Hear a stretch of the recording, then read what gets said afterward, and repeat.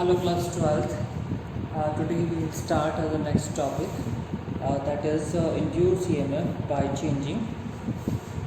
चलिए बच्चों देखते हैं next topic induced EMF by changing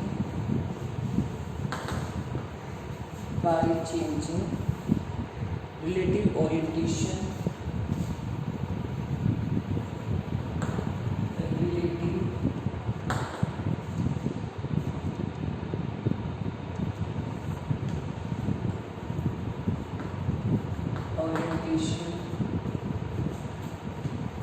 of the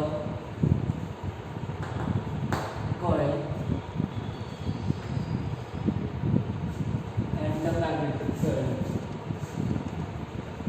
and the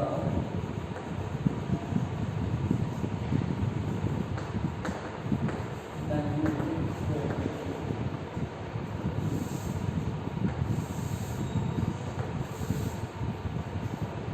and the magnetic field.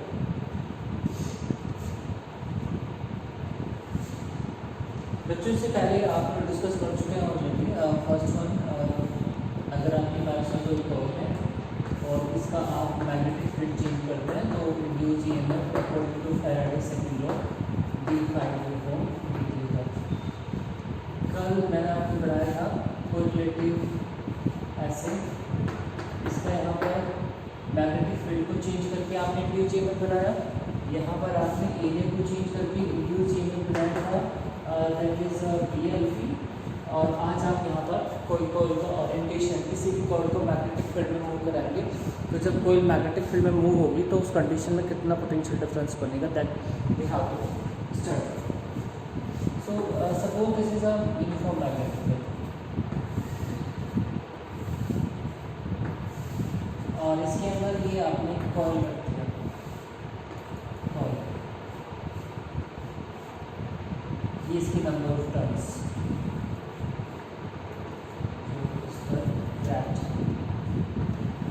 number of turns.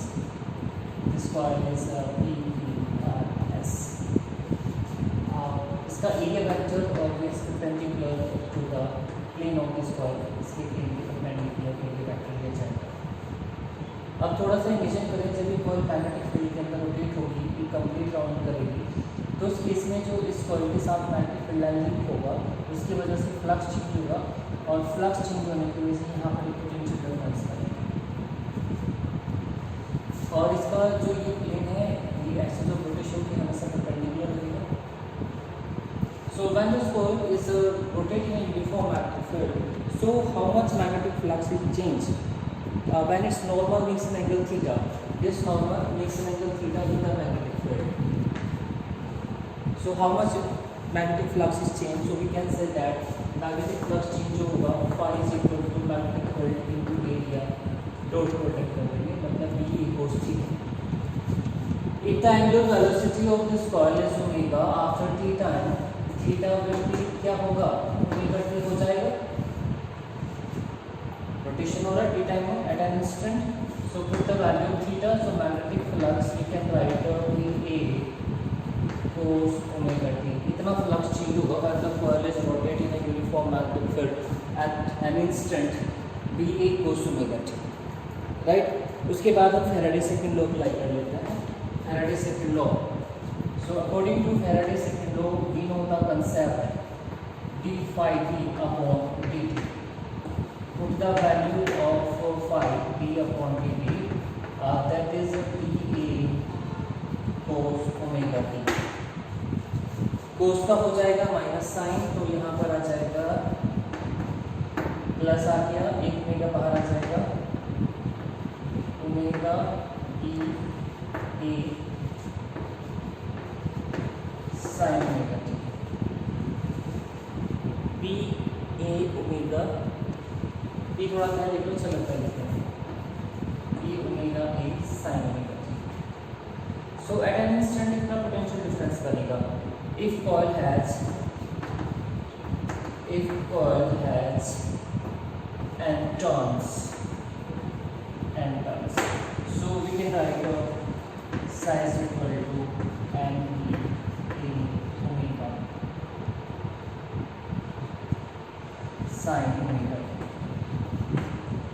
At an instant induced EMF in the setup हो जाएगा when the coil is rotated in a uniform magnetic field. So after t time, so induced EMF at the end of the coils NBA omega sin omega t. It is most important equation. After that, what will be the value of maximum EMF? So for maximum EMF,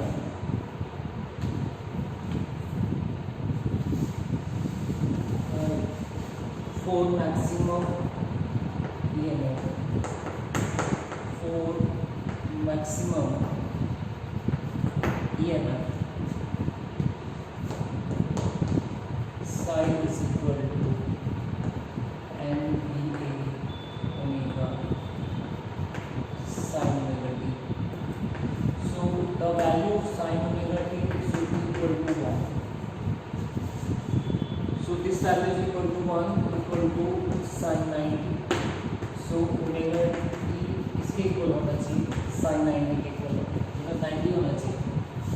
So maximum ये को आप यहाँ पर sin 0 से represent करेंगे, that is m b a omega. It is maximum EMF. जब ये यहाँ पर पीक पर होगा, इसको हम मैक्सिमम EMF या peak value voltage value of EMF भी बोलेंगे. This is relation number 2. So NB omega हमेशा मैक्सिमम होगा जो आप यहाँ पे रिप्लेस करते हैं from equation 1 and 2. From equation 1 and 2. So we can write psi is equal to sin of sin omega t. It is instantaneous EMF. It is the instantaneous EMF at an instant. ये equation use होगी. It is the equation for instantaneous EMF when coil rotated in a uniform magnetic field. Okay. So dear student, so इस question को अपने ध्यान से आप पढ़ें. जब भी कोई कॉल मैग्नेटिक फील्ड में रोटेट कराएंगे आप और उसका एरिया वेक्टर थीटा एंगल बनाने का, उसको कंप्लीटली ग्राउंड पूरा कराना है 2 3 4 ऐसे कंप्लीट, तो उस केस में आपको EMF साइनोसाइडल मिलना है. जैसे आपने 11th में पढ़ा था प्रधान कंडीशन में डिस्प्लेसमेंट का इक्वेशन. सो यहाँ पर आपको साइनोसाइडल मिल रहा है, तो उस केस में इसका जो ग्राफ होगा वो आप यहाँ से अच्छे से ड्रॉ कर सकते हैं कौन कौन सी सिचुएशन आएगी. तो मैं इसके 3-4 फेज बना रहा हूँ और इस इक्वेशन को यूज़ करते हुए कि कहाँ पर हमें जब कंप्लीट राउंड होगा एक 360 पर, तो कौन कौन सी कंडीशन हमारे पास होंगी. एक राउंड के लिए मैं कुछ यहाँ पर फेज बना रहा हूँ. एक ही टाइप का मैग्नेटिक फील्ड है, कॉइल एक ही रहेगी. सबसे पहले तो इस कॉइल का प्लेन हमने ऐसे लिया है, ये ऐसे ऐसे खड़ी है, ये इसका एरिया रखते हैं.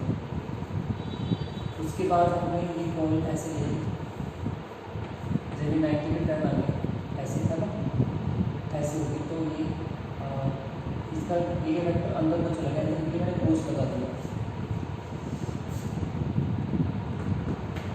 और फिर ये बीच में ऐसे आ जाएगी इस तरह से, आगे इसका एरिया वेक्टर इधर हो जाएगा. और 10 फिर लास्ट फेज में तो 7 पर डोर अंदर को, एंड देन लास्ट फेज इसको रब कर देना.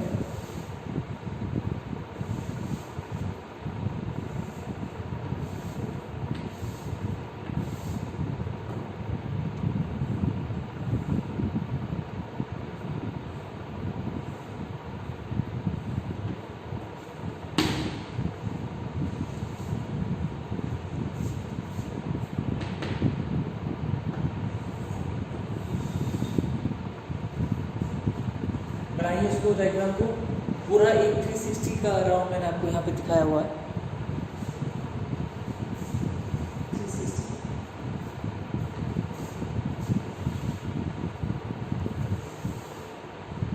तो फर्स्ट कंडीशन एरिया वेक्टर की मैग्नेटिक फील्ड है एरिया वेक्टर मैग्नेटिक फील्ड इस डायरेक्शन में है, दोनों एक ही डायरेक्शन में है, तो यहाँ पर आपका जो फेज है दोनों एक ही डायरेक्शन में हो गए, तो यहाँ पर पोटेंशियल डिफरेंस होने का डी लगाया, ये साइन 0 0 हो गया, तो पोटेंशियल डिफरेंस 0 आ गया।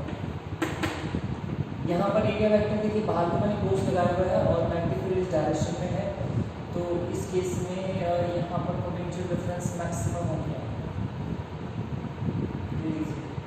जीरो से मैक्सिमम के लिए लिखते हैं साइन नॉट। तो यहाँ पर फेज कितना टर्न हुआ, आप कहेंगे सर यहाँ पर 90 का हुआ जी। फिर दूसरा फेज वापस आया तो उसका एंगल 0 हो गया, 180 हो गया, तो वापस से 0 जाता जाता ये आ गया।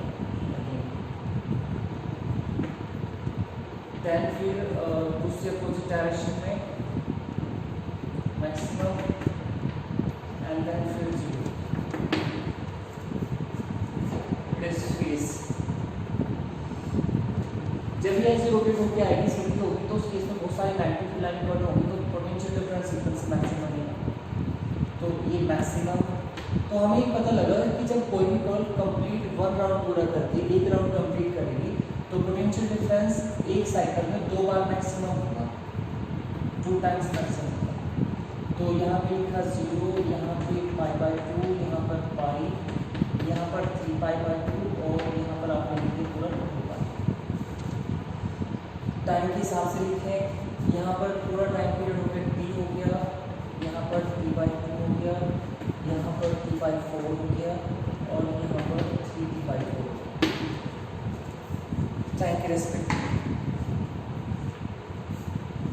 ठीक है बच्चे, तो एक अल्टरनेटिव ईएमएफ मिला हमें यहाँ पर, एक अल्टरनेटिव ईएमएफ जैसे आप कह सकते हैं कि सर ये कांस्टेंट ईएमएफ तो नहीं है, अगर किसी भी सर्किट में दें तो कांस्टेंट ईएमएफ क्या होगा, जो हम अगले लेसन में पढ़ने वाले हैं उसको।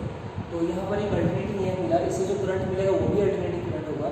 तो इस टाइप की करंट को, इस टाइप की ईएमएफ से जो हमें करंट मिलता है दैट इज अल्टरनेटिव करंट। सो एक ऐसा करंट जिसका मैग्नीट्यूड मतलब एम्पलीट्यूड तो कांस्टेंट हो और उसका मैग्नीट्यूड कंटिन्यूसली चेंज हो रहा है और डायरेक्शन भी पीरियडिकली रिवर्स्ड है। डायरेक्शन देखिए पॉजिटिव हाफ साइकिल बोला जाता है, ये नेगेटिव हाफ साइकिल होगा, डायरेक्शन पीरियडिकली रिवर्स है, that is called alternative current, right. तो यहाँ पर आप अल्टरनेटिव करंट जब आप निकालना चाहते हैं कि सर अल्टरनेटिव करंट को कैसे निकालेंगे, तो एट एन इंस्टेंट पर देखिए, एट एन इंस्टेंट में कहीं पर भी मानिए यहाँ पर पूछा गया या यहाँ पर पूछा गया, एट एन इंस्टेंट पर जो ईएमएफ होगा उसको आप ऐसे लिखा करेंगे, psi is equal to sine of sine omega. If you want to calculate current, I is instantly current, I is equal to sine upon R, that is sine of sine omega t upon R. So I is equal to I naught, this is I naught sin omega t. I is equal to I naught sin omega t. This is the instantaneous current. I naught is what? I naught is the peak value of current. Peak value of current. And then उसके बाद ये peak value of EMF हो गया, ये instantaneous current हो गया। तो यहाँ पर अल्टरनेटिव करंट की डेफिनेशन किया हुआ, आप कह सकते हैं sir a current which has a constant amplitude and changes magnitude continuously and its direction reversed periodically is called alternating current, right बच्चे। तो यहाँ से आप जो इससे अगले वाला लेसन है अल्टरनेटिंग करंट, उसका स्टार्टिंग भी इसी से आ जाता है। इसको आप एक और नाम देते हैं theory of AC generator, AC generator, theory of AC generator. तो आप एक काम करें, इसी क्वेश्चन को बिल्कुल यहाँ से फॉलो करते हुए जनरेटर के साथ साथ पढ़ लीजिएगा। जो इससे अगले लेसन में है वो मैं बता रहा हूँ भी आपको कहाँ पर है, तो इसको भी फॉलो करते हैं तो इसके न्यूमेरिकल के साथ साथ, ओके। तो आप इसे नोट कीजिएगा यहाँ तक। अच्छा थोड़ा सा इसमें और चेंज कर लीजिएगा, एंड दैट चेंज इज जैसे इंस्टेंटेनियस ईएमएफ हो गया psi is equal to sine of sine omega t, इसका ग्राफ हमेशा ऐसे रहेगा ईएमएफ का। तो इसको आप लिख सकते हैं sine is equal to sine of sine omega की जगह लिख सकते हैं आप 2 पाई एफ टी और एफ क्या होता है फ्रीक्वेंसी रेसिप्रोकल टाइम पीरियड वो आपको पता है, तो आप इसको ऐसे लिख सकते हैं sine of sine 2 pi upon t into t. देखिए फॉर्मूला हो सकता है, तो इस टाइप से भी आप इसको लिखें। ये दो फ्रेम आ जाएंगे इसके, ऐसे करंट को जाते हैं। बच्चों हमारे इंडिया में जो जनरेटर होता है उसकी जो फ्रिक्वेंसी है 50 हर्ट्ज है, 50 हर्ट्ज, और वोल्टेज जो हम लेते हैं इंस्टेंटेनियस वोल्टेज वो 220 वोल्ट होती है, 220 वोल्ट। सो इस यहाँ पर डियर स्टूडेंट, तो इसका मतलब कि वह जो हम जनरेटर यूज़ करते हैं वो 1 सेकंड में 50 साइकिल कंप्लीट करता है, 50 साइकिल। और आपने अभी बताया मैंने आपको कि अगर कोई भी जनरेटर आप रोटेट करा रहे हैं उसमें कोई 1 राउंड कंप्लीट करती है, तो 1 साइकिल कंप्लीट होने पर ईएमएफ 2 बार मैक्सिमम होता है, 2 टाइम्स मैक्सिमम होगा। तो उस कंडीशन में अगर 1 सेकंड में 50 साइकिल्स होंगे तो ईएमएफ कितनी बार मैक्सिमम होगा, आप कह सकते 100 टाइम्स। तो आपके घर में जो पोटेंशियल आता है, जो लाइट आपके घर में यूज़ करते हैं, उसमें जो एसी जनरेटर से ही लाइट आती है, तो वहाँ पर 1 सेकंड में 100 टाइम्स मतलब उसका ईएमएफ मैक्सिमम होता है, और उसकी पोलैरिटी 1/100 सेकंड में चेंज होती रहती है, पॉजिटिव इधर इधर इधर इधर ऐसे चेंज होती रहती है। तो इसी वजह से अल्टरनेटिंग करंट का वो पोलैरिटी आप एडजस्ट नहीं कर सकते, तो उसमें सिंपल वो पॉजिटिव नेगेटिव नहीं होता एसी में तो होता है। तो अब आप यहाँ से एसी जनरेटर को पढ़ना है जो अगले लेसन में, इसके साथ साथ ही आप उसे एडजस्ट करेंगे। तो नेक्स्ट करें, मैं बता रहा हूँ आपको। सो स्टूडेंट ये सेक्शन देखिए हो गया आपका, यहाँ से आप उसको पूरा कर लीजिएगा। You can see that 2 pi f t, तो केसेस नीचे आ गए इसमें। So finally we have the result, graph बन गया वोल्टेज और टाइम का। Such EMF is called sinusoidal और alternating EMF, both magnitude and direction. This EMF change regularly with time. This fact that induced EMF set up in the coil when rotated in a magnetic field forms the basic principle of dynamo or AC generator, या alternator भी बोलते हैं इसको। So magnetic flux linked with a surface maximum when it is held perpendicular to the direction of magnetic field. Flux linked is 0 when the surface is held parallel to the direction of magnetic field. So एक चीज़ तो confirm है student, magnetic flux अगर आप change कर पा रहे हैं और सर्किट ओपन है तो उस केस में करंट फ्लो नहीं होगा। सर्किट को क्लोज होना जरूरी है to flow the current. So no EMF induced when the coil और magnet move in the same velocity. एक चीज़ और, अगर दोनों की वेलोसिटी सेम है तब भी नहीं होगा, डिफरेंस होना चाहिए, राइट स्टूडेंट। सो ये थोड़ा पॉइंट है, पढ़ लीजिएगा इनको। There are some numericals, a circular coil of area इतना 25 turns, so what will be the value of maximum voltage. तो मैक्सिमम वोल्टेज के लिए सीधा एक ही दिमाग में आना चाहिए आपका, NBA ओमेगा। सेम क्वेश्चन इसमें पूछा है पीक करंट, नेक्स्ट वाले में पीक करंट पूछा हुआ है। सो पीक करंट के लिए आपको पहले तो मैक्सिमम EMF निकालना होगा NBA ओमेगा, और फिर उसको R से डिवाइड करें, sine naught upon R, that is 3.5 ampere. And same as that एक अगला क्वेश्चन दिया, इस बार यहाँ इसने कहा है कि जो नॉर्मल के साथ उसका मैग्नेटिक फील्ड का एंगल है वो 30 डिग्री है, और इतने RPM है, रिवोल्यूशन पर मिनट इतना है, इतना फ्लक्स हो रखा है। तो पहले तो आप इंड्यूस EMF निकाल लीजिएगा मैक्सिमम कितना आया, और एट एन इंस्टेंट के लिए जो आपके पास इक्वेशन है ये वाला, इसमें 30 रखिएगा और then 176 answer at an instant पे इतना रखा, ठीक है। सी क्वेश्चन नंबर 29, ये भी बिल्कुल ऐसा सही है। तो इसको आप यहाँ से करते करते जाइएगा, 4-5 क्वेश्चन यहाँ पर आपको गिवन है, आपको 5 के 5 क्वेश्चन यहाँ से सोल्व करने हैं। एक छोटी सी डेफिनेशंस है, वैसे तो ये कोई इतनी खास नहीं है। एडी करंट क्या है?